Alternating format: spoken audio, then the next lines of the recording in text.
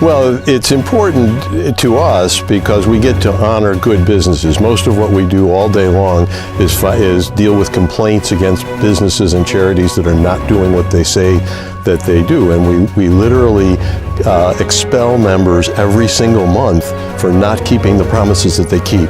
So to be able to not only have thousands of businesses across Upstate that keep their promises, but to be able to single out an exceptional couple of businesses that go far beyond delivering their products or services, but live their ethics throughout their businesses and their communities is just a wonderful opportunity for us. Yeah, Woodford Brothers got started around 1965.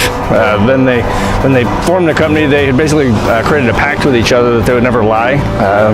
And to my knowledge, there was never an issue. They never had an incident where somebody had said something that wasn't true and that they had a problem with it. So all this time we've kind of maintained that and still believe in it. Clearly, the team atmosphere, just from what I've seen in a few minutes here this afternoon, is that everybody in the organization is excited to be a part of this company. Winning the award is great because we're not real good at talking about ourselves or telling stories about how ethical we are. It's a difficult thing to kind of say about yourself. So having won the award, it's now easy just to point it and say, yeah, we won this award in 2019 for business ethics, and it kind of speaks for itself.